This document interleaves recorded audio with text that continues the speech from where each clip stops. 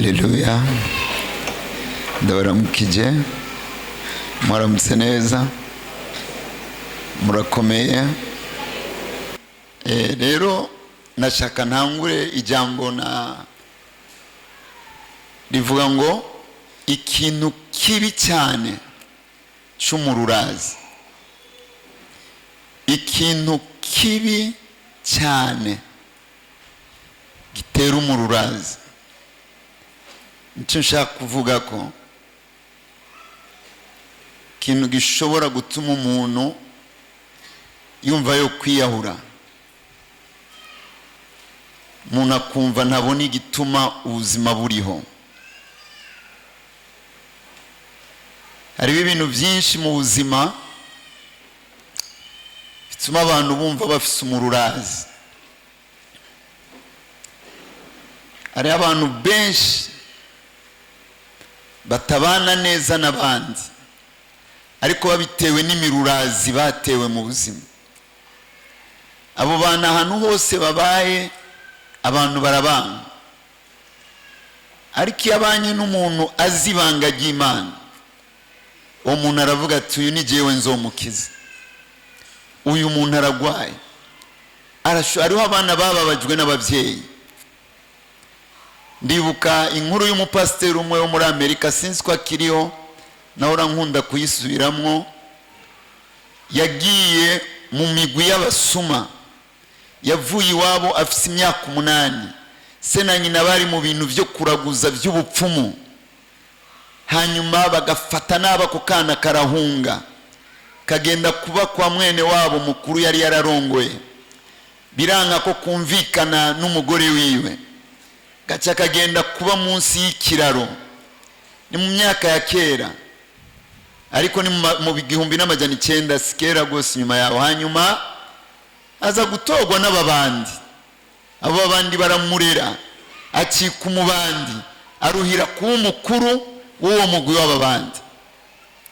Yari yararahiye ko atazopfa kunza umuntu, yari yararahiye ko atazopfa arize, ntibizoshoboka ko ndira. Urumva yari yacitse igikoko, ariko inyanduruko yari se na nyina. Abana bacu benshi turashobora kubagira abantu babi, bazorasa abantu, batazotinya kwica inzoya. Abantu bakavuga ngo uyu mwana ni mubi, ariko Imana ikavuga ngo se na nyina nibo babi. Hariho ibintu byinshi by'umururazi. Iyo uwo mwubakanye aguhemukiye, ndamaze kumva abagabo bavuga ati ngo abagore bose n'amashetani, ariko bose si amashetani. Uwiwe yamubereye shetani. Munsi umwe nariko ndagenda, hari akavura cy'imyaka myinshi, numva umugabo umwe ariko aragenda abwira uwundi ngo bajya abagore bose n'amashetani. Ndamubaza nti bose? Ngwe na mama wawe ngo nawe. Ntabwo ndabyibuka, kandi nari maze kubivuga ngaha, ngira maze kubivuga kenshi, saraho bingaruka mu bwenge.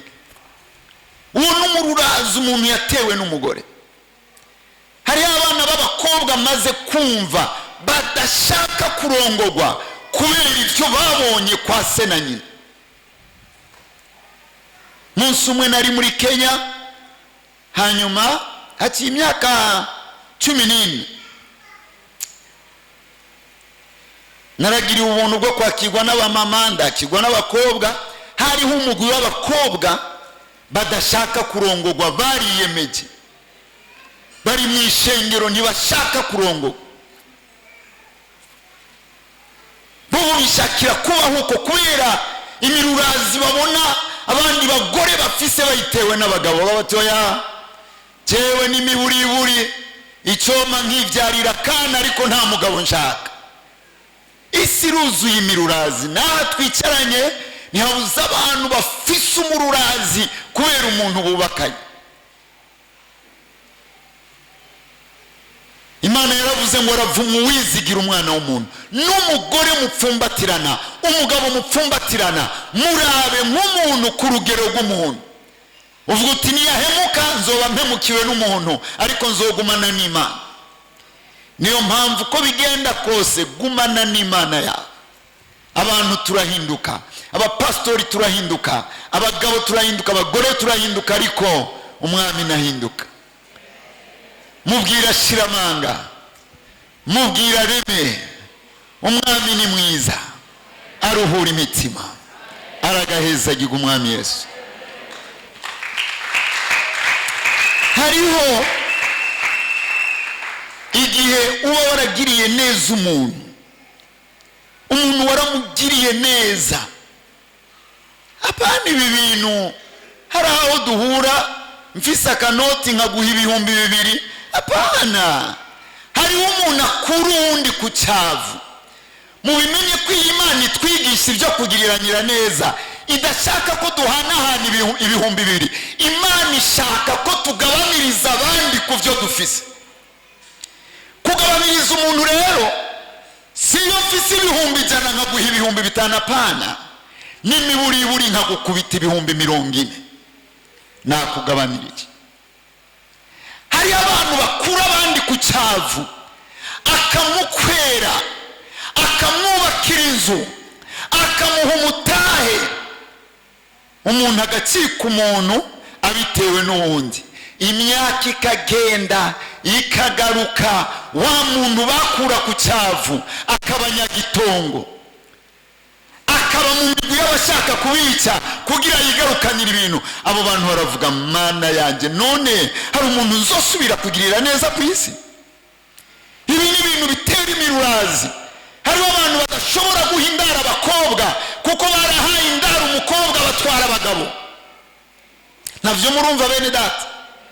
Hariho umuntu adaha indaro n'umwana bavukana w'umukobwa, aravuga ati ndavazi aba bana b'abakobwa n'abanyantege nke, naho basenga ahazoruhira kuntwara umugabo. Ibi bintu byarateye imirurazi abantu benshi. Hari abantu bafite amazu y'ama-etaje bayabanamo n'umugabo n'umugore n'abana babiri kubera imirurazi y'abantu. Ibintu biteye ubwoba. Urashobora kubona umuntu ari mu modoka akimana lift, ukamwita umuntu mubi, kumbe aha hariho umusore ngaha. Ariko nabibwiwe n'umwana wanje, yarahaye lift abantu bagenda bamwivye telefone y'100,000. Uzosubira gupfa gutanga lift? Aha turafise umuntu dusengana ngaha, umugabo uyu yarigeze gutanga lift, abantu bacamufatira inkoho ngaha. Vyaheze nabi, uzosubira gutanga lift? Abantu bagenda bivugira utuntu bashaka, ntibazi ingorane abantu bahura nazo. Nako umuntu akagendana umururazi avuga ati nta muntu nzosubira guha amahera. Hariho umugabo umwe yigeze kumbwira, yarahaye umwana w'umukobwa amafaranga 300 mw'ibarabara. Kuva uwo munsi imodoka zirapfa, ibintu birapfa. Makarahura n'umuvugishwa, wewe uzize umwana wahaye amafaranga 300. Uzosubira guha abana bo mw'ibarabara? Utumvise mpemu yera kubwira? Aha mubona abantu bagendana imirurazi. Hariho abantu biciwe abantu n'abakwe babo. Umuntu wahaye umukobwa akaza kukwicira abana. Abantu bafite imirurazi ivuye ku bantu. Ni ibintu byinshi cyane ntashobora kudondagura ngo mpeze. Ariko ubonye uko umuntu ameze, wewe ntiwibaze ngo niwe gusa, hariho n'ibyabimuteye. Niyo mpamvu Imana iramenya ukuntu ikiza umuntu gusumba twebwe, kuko irazi inyanduruko y'ibibazo. Mwama dufashe. Shaka rero kuvuga ikindi kintu Imana ivuga cy'umururazi. Bamfashe gusoma muri Yeremiya mu gice cya 2 ku murongo w'19. Yeremiya 2:19.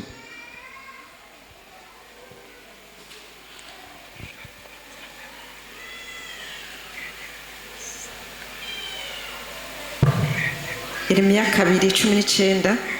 Ibyaha byawe nibyo bizogukubita, n'ubuhemu bwawe nibwo buzoguhana. Uzomenya rero kandi uzobona yuko ari ikintu c'icago kandi c'umururazi kunta jewe Uhoraho Imana yawe, no kutampa igitinyiro. Ni jewe umwami Uhoraho nyine ingabo ndabivuze. Amen. Urakoze pastor.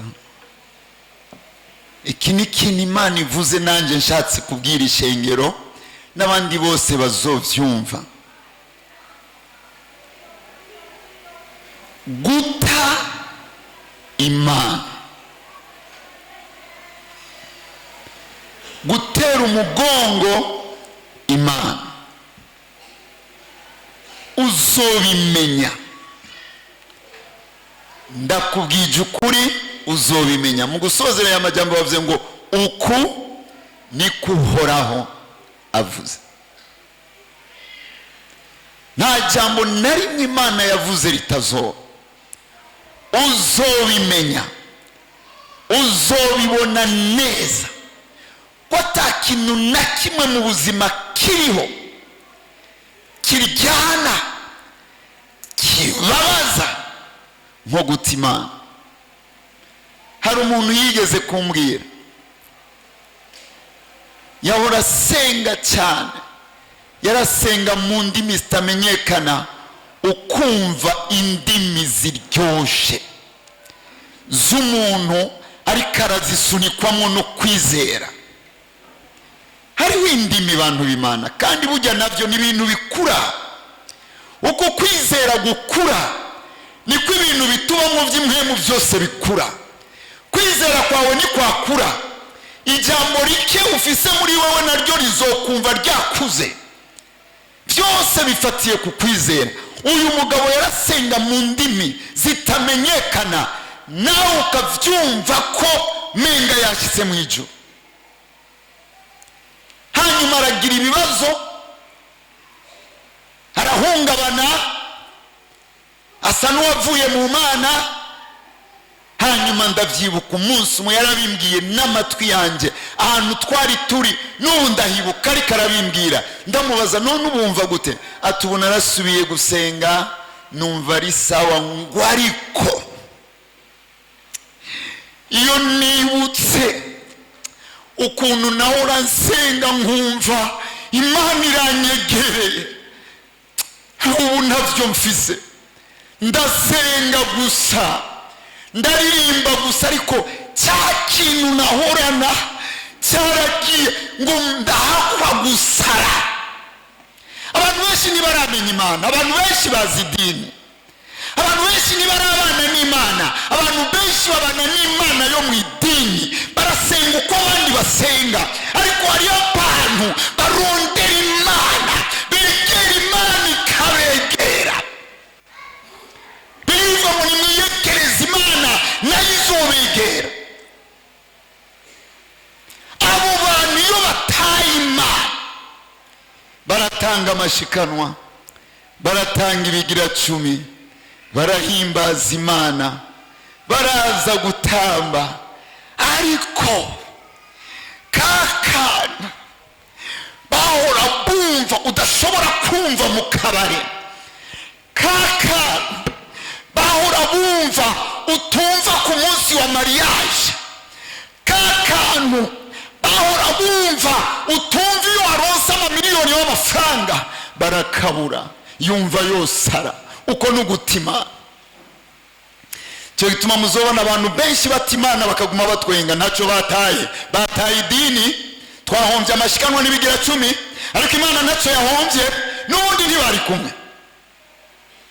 Ariko abantu bataye Imana uzobimenya ko ata kintu kibi kiriho. Iyo Imana iduhamagaye, ntiduhamagarira gusenga, iduhamagarira ubumwe nayo, iduhamagarira kuba umwe nayo, nk'uko nayo na Yesu bari umwe.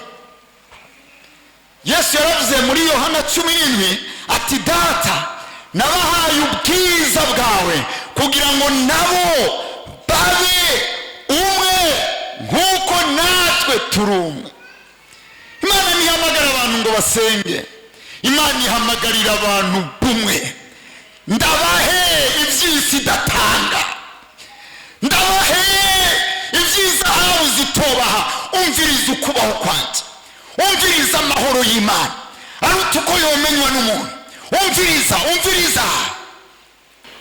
Ndafise ubwoba, ndabiganira n'abantu, Jesse ndi Imana, sinzi ibintu neza, ariko ndafise ubwoba ko abantu benshi bataramenya Imana.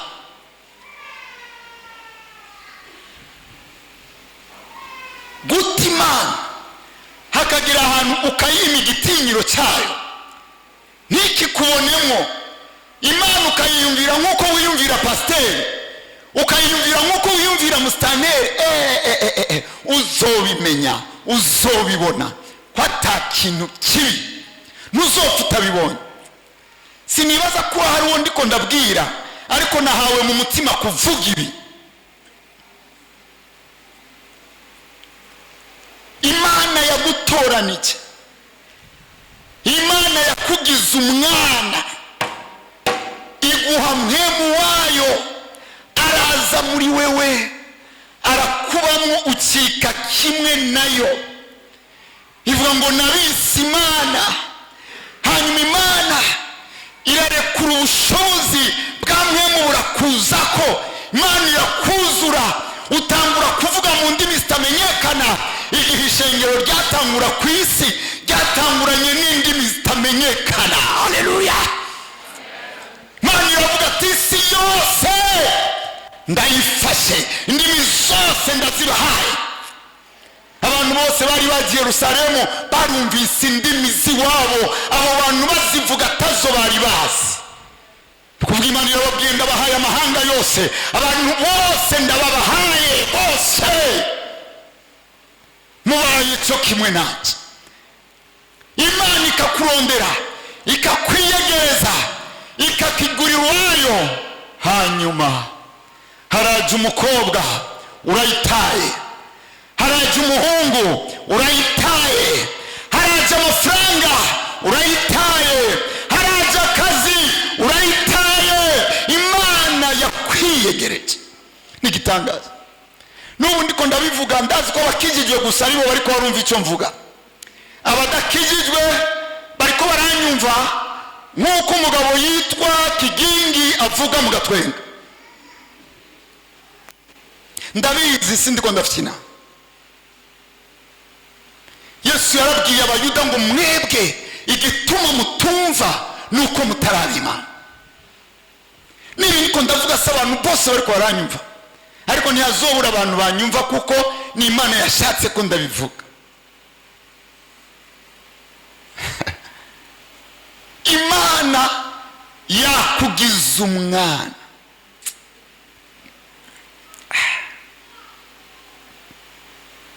Ngo nagushushanyije mu kiganza, inzitiro zawe ndaziyoza kwa maso yanjye, ndagushiza ahantu hameze nk'imbone y'ijisho ryanjye.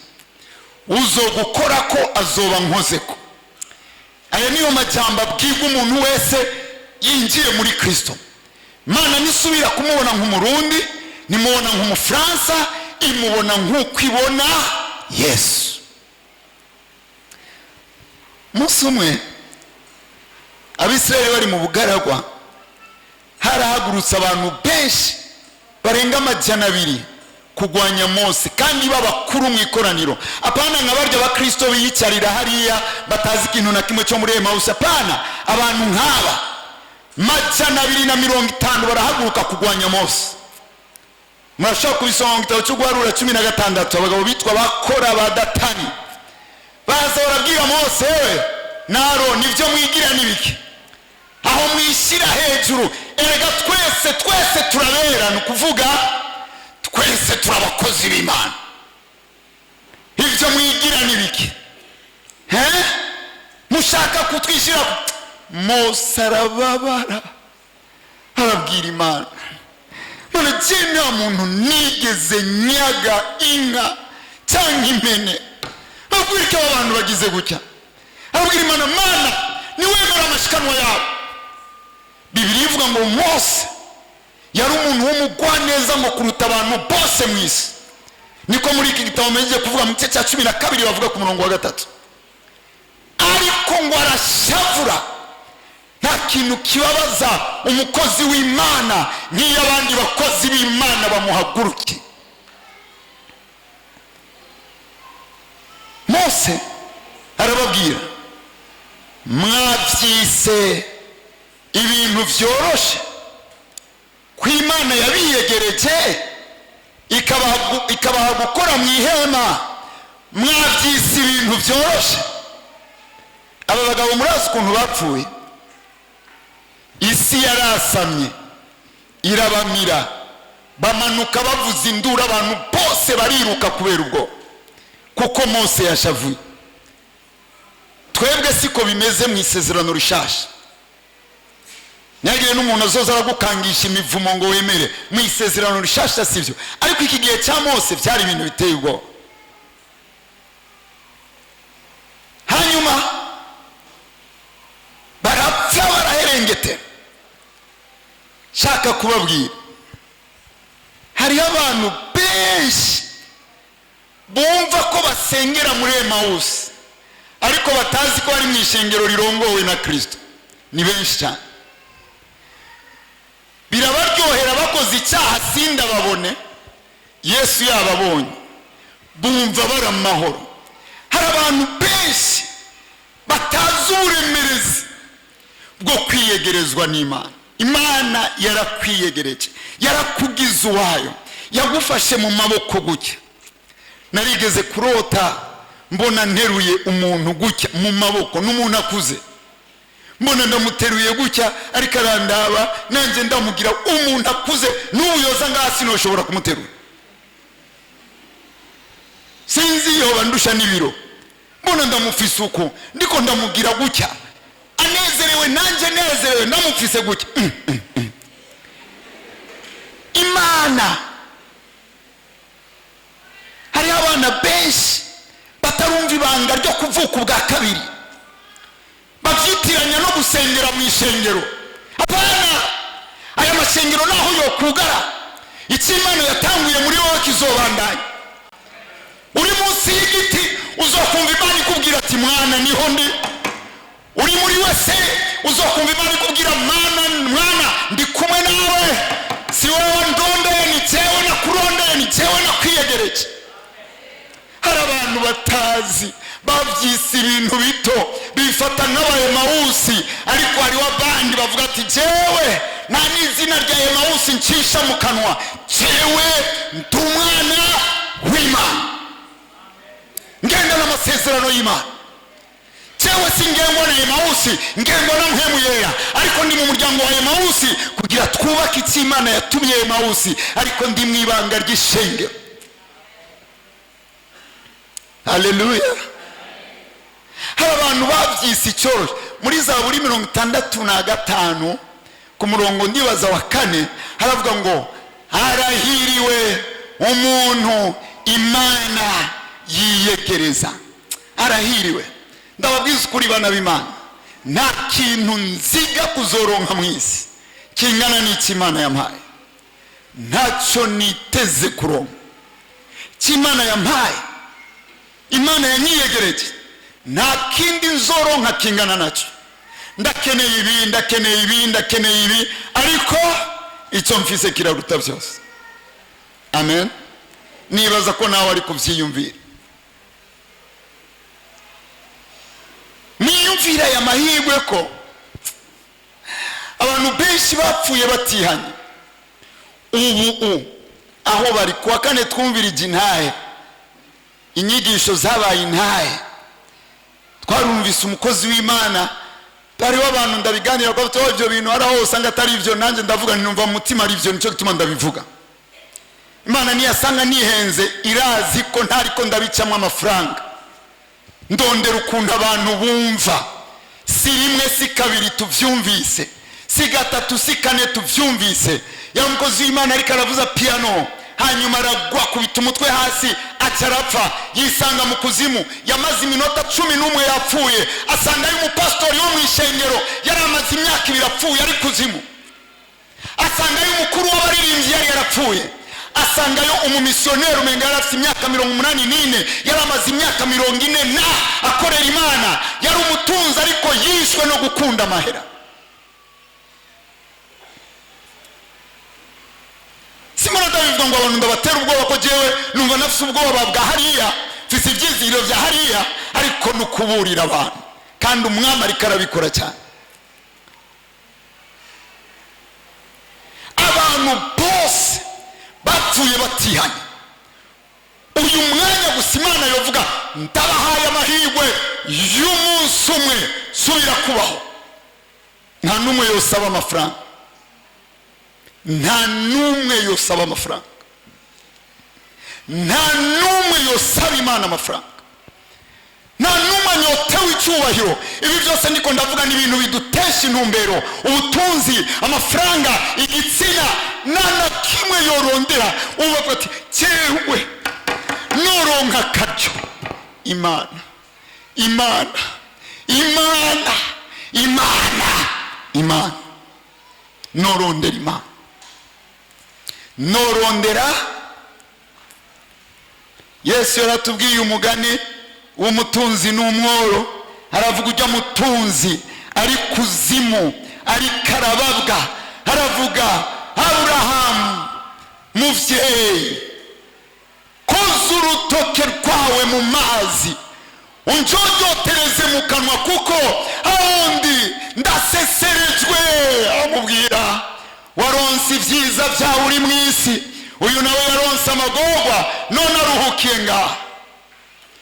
Kandi aho uri naho turi hari manga nini ituma atahova iyo ngwa zino, atahova ino ngwa ziyo. Hari manga nini. Aburahamu, basi genda iwacu ubwire bene wacu batanu ubaha Imana nibazoza aha hantu. Hari amagorwa, nanjye ndiko ndabwira abantu hari amagorwa. Imana yanyemeje mu mutima bwira abantu hari amagorwa ava kuki guta Imana.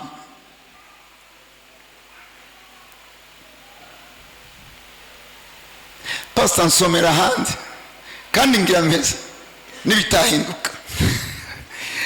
Muri Yeremiya ho nyene 2 ku murongo wa 13.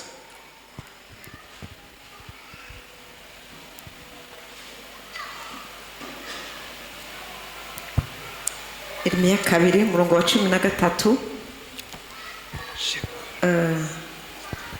Kuko abantu banje bakoze ibibi bibiri, bataye jewe isoko y'amazi y'ubugingo, bakimbira ibinogo byo kubika amazi, ibinogo vyase imigaga bidashobora kugumamwo amazi. Amen. Urakoze. Abisirayeli Imana ikiravuga ngo bakoze ibyaha bibiri. Aho Imana yovuga ko ngaha dufite ibyaha bibiri gusa twovyemera? Muri iki gihe Abisirayeli bari mu byaha, iki gihe cya Yeremiya bari mu byaha byo ku rugero rwa nyuma. Yeremiya yabaye umwe mu bavugishwa ba nyuma bakoranye n'ubwami bw'Ubuyuda imbere yuko i Babuloni baza kubatwara. Bari mu byaha by'ibigirwamana, bari mu byaha by'ubusambanyi. Imana yarabagiriza ko barenganya imfuvyi n'aboro, abami ntibaca imanza zibereye, n'ibindi byinshi abantu bahora basoma ibi bitabo babona. Ariko Imana iravuga ati abantu banje bakoze ibyaha bibiri. Mwumvirize ibyaha bakoze. Barantaye jewe Imana isoko y'amazi y'ubugingo. Icyaha cya kabiri, baca bagenda kwironderera yandi mazi. Barantaye birondereye yandi mazi. Ibi bintu nshaka kubivuga ko ibintu bisanzwe. Abantu bota Imana bakaguma bicaye sawa n'imiburiburi, ariko nta muntu n'umwe ati Imana ngo agumaho. Utari ku Mana yo mu ijuru buri kwa shetani, utari mu ishengero urahanduri, utaje mu masengesho ntuzi ibindi wagiyemo. Minsi yose umuntu atari muri iki aba ari muri iki. Niyagire n'umuntu azobikubeshamwo. Hagati na hagati ntihabaho ku mwana w'umuntu. Utari kuri Yesu uri kwa shetani, utari mu masengesho mu ishengero ntubuza yandi masengesho urimo ya shetani. abisirayeli barakoze icyo kintu, barana jewe isoko y'amazi y'ubugingo. Mwiyumvire ikintu ushaka kuvuga. Abantu barataye Imana kubera akazi, barataye Imana kubera akazi. Sinzi umuntu noba ndiko ndavuga yiyumvire ko jewe atarutoke ndamutunze, ariko ndaza kukubwira ukuntu abantu barataye Imana kubera akazi. Mpora ngendagenda ku migoroba ndaca ahantu hari ububare, namba hariho ikintu muri iyi myaka kiri mu ikanguro, ni ikintu cyitwa akabari. Hari ikanguro ry'akabari. Iyi miduga ngaha uyu munsi hari imiduga 1, 2, 3, menga ni imiduga 7, 8 maskini ya Mungu. Genda ku kagoroba ku kabari, cyane n'ubu nyene genda ku bubare, wirabire amajana y'imiduga mpaka bakazana abantu batondesha imiduga. Abantu basubare nibibaze ngo ndiko ndabagwanya, oya, ariko jewe ndiko ndabwira abantu ko abantu barataye Imana batazi ko bayitaye. Abantu benshi bararonka akazi kakabagira abasirimu, ubusirimu bukabatwara mu basirimu, abasirimu bakabatwara mu bintu by'igisirimu, iby'igisirimu bizobatwara mu bintu by'ikuzimu.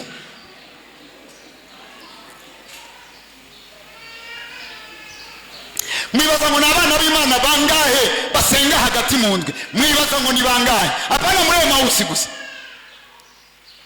Genda mubaza abandi wa pasteri, abana b'Imana ni bangahe basenga hagati mu ndwi? Amashengero amwe yarugaye imiryango hagati mu ndwi, yugurura kuwa Mungu. Kuwa Mungu hari abantu bawita umunsi w'Imana, tuzohava dusanga ari umunsi wa Shetani. Aho abantu baza guhenda Imana, ndagukunda Mana, ndaguhaye Mana, ariko indwi yose wayimaranye na Shetani. Si wewe ndiko ndabwira, jewe ndiko ndabwira abantu bazobiraba kuri video.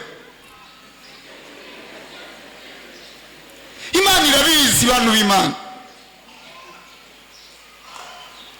Amashengero asa n'ayugaye mpaka babahamagariye ubuvugishwa, babahamagariye kubasengera indwara, birasa n'akayaga. Ubwo buvugishwa buhagaze, ishengero rirahagaze. Gusengera indwara bihagaze, ishengero rirahagaze. Bantu ba Kristo Yesu, muvyumve ko turi mu kaga. Namba turondera Imana idukiza indwara gusa, indwara zizokwamaho, tuzokwama tuyironderera indwara.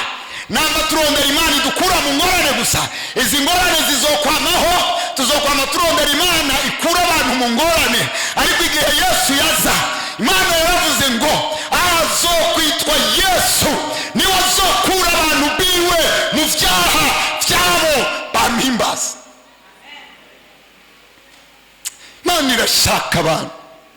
Bibiliya ivuga mu gitabo cy'Imigani ngo icyubahiro cy'umwami giterwa n'ubwinshi bw'abantu. Mwiyumvira ububare buruzuye ku mugoroba, amashengero aragaragara. Ariko naho biruko, hariho abandi bakiri bazima, hari ibicaniro bizima, ariko byabuza abantu. Naho inzu yo kuzura inzahabu, naho umuntu yoronka urusandugu rungana uko rwuzuye amadolari ya zijya noti z'ijana, urumva na mamiliyaridi menshi cyane, inzu ikuzura izahabu, ikuzura amadolari, nta handi hantu uzoronka isoko y'amazi y'ubugingo atari kuri uryo gusa. Nta handi isoko y'amazi y'ubugingo. Mwami yaravuze ngo uzonywa ku mazi jewe nzomuha, ayo mazi azohinduka muri we imbizi yiburuka temba n'ubugingo budashira.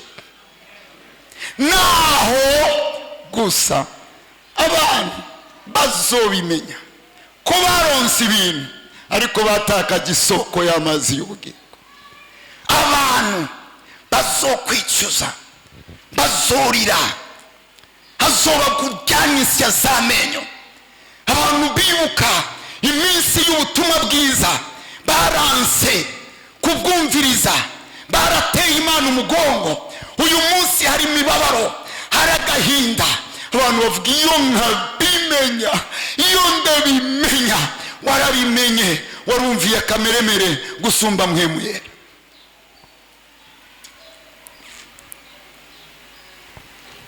Jewe nshaka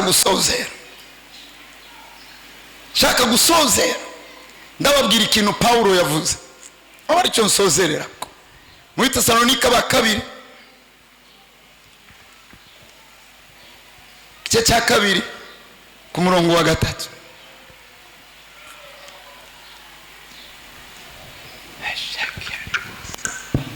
Abitesalonike ba kabiri igice cya 2 umurongo wa 3. Ntihakagire umuntu abahenda mu buryo na bumwe, kuko utazoza kwakureka Imana kutabanje kuboneka, kandi wa muntu w'umugarariji atarahishurwa niwe mwana wo kuranduka. Ntihagire, yareka arabwira Abatesalonike bari bazazaniwe n'ibintu by'iminsi yerezo, arabaremesha ntibababeshe, ntaraza umwami, ntaraza mumurindire. Mu bimenyetso yatanze arababwiye ntazoza hatabanje kuza ikintu cyo kureka Imana. Muzobona abantu bareka Imana, muzote mumenya ko agira ze, muzomenye ko ari ikimenyetso. Nanjye rero nibyo ngira nsozerere ko muvyumviriza iminsi yose. Iyo ndiko ndabona mu ishengero ndongoye abakobwa badakunda Bibiliya, ndabizi bazoreka Imana. Ejo nari kumwe n'ugwaruka, sinatinye kubabwira ndabizi benshi ntimuzogumamo, muzogenda hanze. N'ubuzima turiko turabamo, ufise abasore batagenda na Bibiliya, badakunda Bibiliya, nta 50 ya Bibiliya bafise mu mutwe, ariko barafise amazina y'abakinyi ba Real Madrid bose n'abadakina barabazi. Bazoreka Imana. Ndababwira ukuntu bizogenda. Dufise abakobwa batazi icyo Bibiliya yigisha, bakora iby'isi yigisha.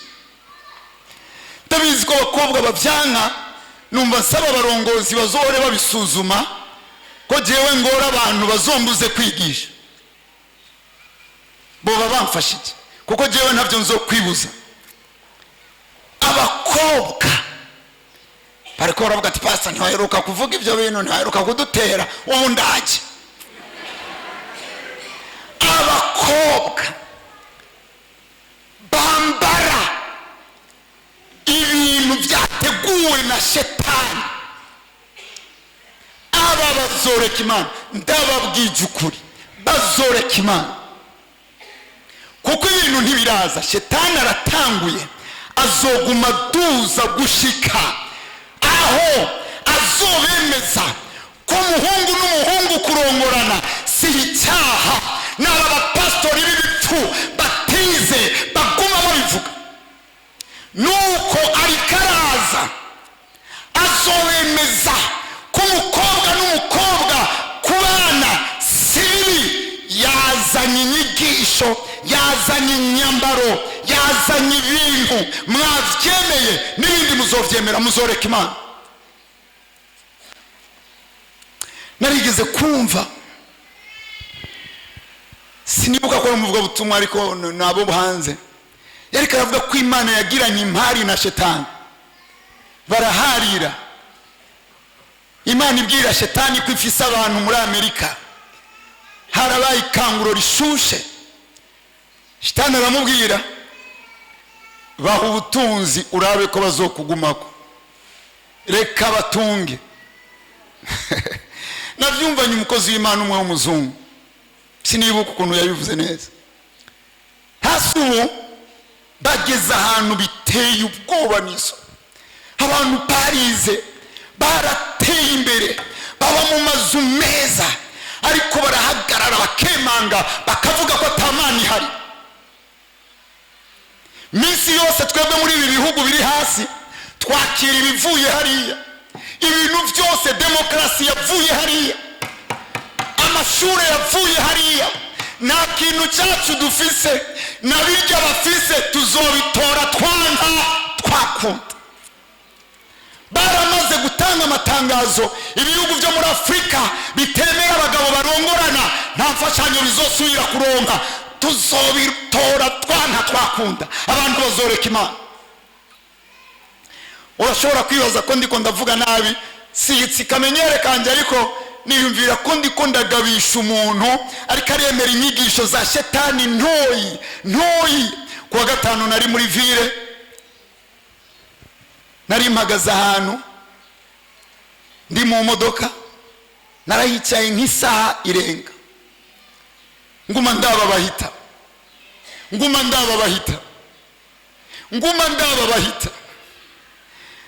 Naragize ubwoba kuba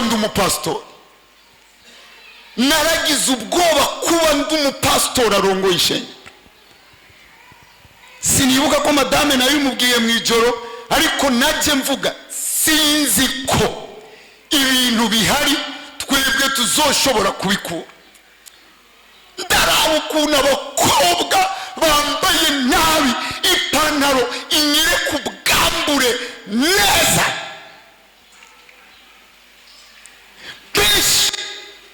kandi nibwira mu mutima bari mu mashengero, niko nariko nibwira mu mutima, Mana dufise ubushobozi bungana iki bwo kubibakuramwo, ko bamaze kubimira, barabimize. Natwe Mana turi abapasitori, twitwa abapasitori bato, bitwa ko bavuga ibyo batazi, ariko Mana numva atavyo nemera, numva atari ubuzima bwo mu ijuru. Niko muri Amerika byatanguye, kera siko abakobwa bambara, n'ubu ndafise indirimbo z'abantu bo muri Amerika za kera no kwereka ukuntu bari bambaye, abakobwa bambaye ibihuzu birebire, ibihuzu bidasa n'ibiryoshe, ariko niko abana b'Imana bari bifashe. Paulo yaranditse avuga ati ndasaba abagore, umugore wese yambare impuzu bikwiranye. Ariko inyigisho z'uburyarya zaraje, abana b'abakobwa barazakiriye vuba ko bihuye na kameremere. Naho mu isengero mbona abana yambaye ikanzu ndende imufashe, amatako yose ameze gutya. Mumbabarire, ndabizi ko mvuze ibintu bibi, mumbabarire, ndabasabye ikigongwe, ariko nanjye mpagaze aha ntazi iminsi nzohamara, ariko umwami arabwira ibintu nabyo bakunda, ariko bivuge. Tewe mbona numva ati no, iyi si mpemu y'ishengero, iyi si mpemu y'ishengero, iyi si mpemu y'ishengero, iyi si mpemu y'ishengero, iyi si mpemu y'ishengero, ni mpemu y'isi mu ishengero. Kuko ibi mwabyakiriye, kuko mutakiriye ubutumwa bwiza, kuko mutakiriye inyigisho za Kristo, kuko mutakiriye ubuzima bwo kwikorera umusaraba, kuko mutakiriye ukuntu Yesu yavuze ngo umuntu niyashaka kunkurikira niyiyanke. Nibamuvuga ibyo bamuvuga ntabishyire ku mutima, yumvirize ibyo ndamuvuga. Bashaka kunezereza abantu. Nicyo gituma niyo dukoranye mu mashengero turatamba, ariko kubaho kwa mpemu yera ntikuza. Turi mu nyigisho z'isi gusumba iz'ishengero. Abantu benshi bibaza ko iyo twaryohewe mpemu yera aba yaje. Ndakurahiye, iyo mpemu yera aje abantu barajanjagurika, basubira muhira bafite ibyemezo byo guhinduka, basubira muhira basikira mu ijambo, bafata ibihe byo gusenga. Abantu baca batangura ibindi bintu bishasha, iyindi nyota nshasha. Sindi umuntu ashobora kubisigura neza, ariko numva mfise ukuri ahantu kanaka. Ntazogaruka kwa kureka Imana kutabanje kuza. Ubu nyene sinibuka ryari narabagiye abantu mwazanye Bibiliya, abantu nta Bibiliya bazana, ntazo bafise. Hari abazifise mu telefone, ni byiza sawa, ntacyo. Abantu nta Bibiliya bafise. Abantu ibintu by'Imana birabateye isoni, iyumvira ubu ni bangahe muri twebwe boca kuri ijya mirongo yo muri vile abantu batondeye bisi ukagenda ufise Bibiliya gutya atawale atawale umwambie Yesu atawale. Ni bangahe bo bikora? Ariko abakozi ba Econet leo babana b'abakobwa bambaye udupira twanditse ko leo bagenda bavuga iyi carte sim, iyi carte sim.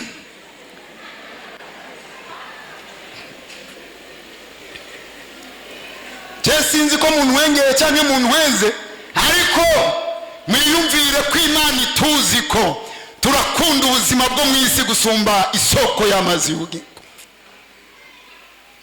Nicyo gituma abantu bakunda kuguma ku isoko aho badandariza gusumba ukuntu bashaka kuguma mu ishengero. Mu ishengero ntiharyoshye. Abantu benshi baravuga ati mu ishengero iwacu ntihakiryoshye, hari haryoshye hari kanaka. Ndakurahiye namba hari haryoshye kubera kanaka, ntihari haryoshye.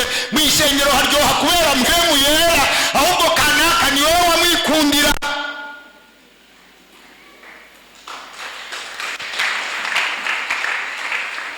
Mwishengero abantu baryoherwa mu ishengero n'abantu bavuye muhira basanzwe bari kumwe n'Imana, azanana n'Imana yiwe ngaha, bahimbaza neza bahimbaza nabi, ahimbaza Imana yiwe uko yamye yihimbaza muhira.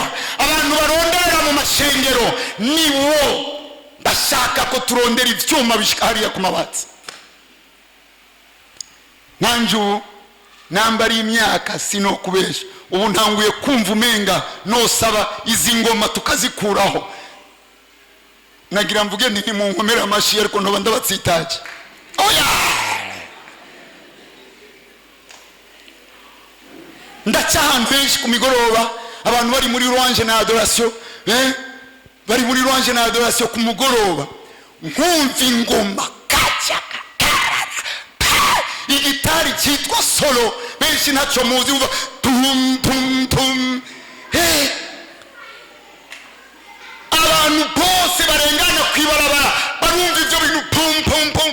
Nta jwi ry'umuntu wumva, nta n'indirimbo wumva, wumva ingoma. Amashengero maskini ya Mungu, utusaidie Mungu.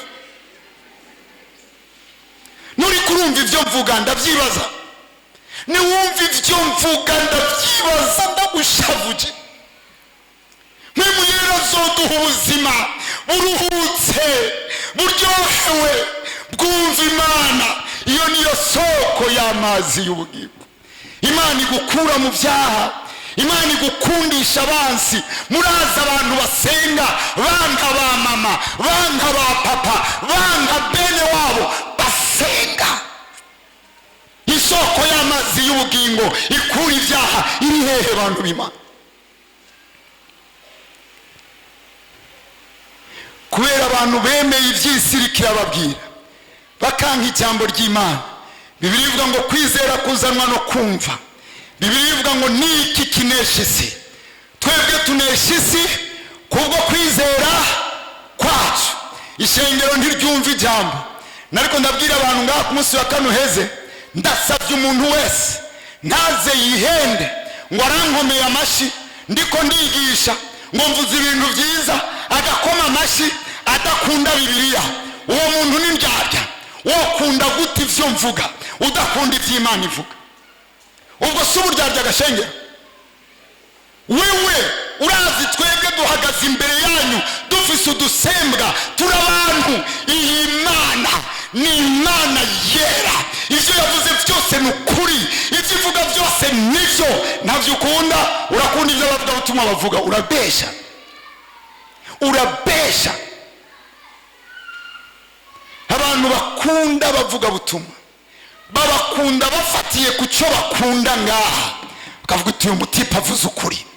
Abantu b'Imana bakunda ukuri. Abantu b'Imana ntibakunda ibiryoshe, bakunda ukuri, abakunzi b'ukuri. Bibiliya ivuga ngo kuko abantu benshi banse kwemera ukuri ngo Imana izobarungikira ibinyoma kugira bazibire. Nuko abantu bazoreka Imana, banse gufata ukwizera. Nta jambo bashaka, barashaka ibindi. Tuva he tuja he? Imana itugirira ubuntu. ntuzusubire inyuma. N'ubu warataye Imana. Ndibuka umugore umwe naramwumvise n'amatwi yanjye ahagaze imbere yanjye, hoba hari nko 96 n'indwi gutyo.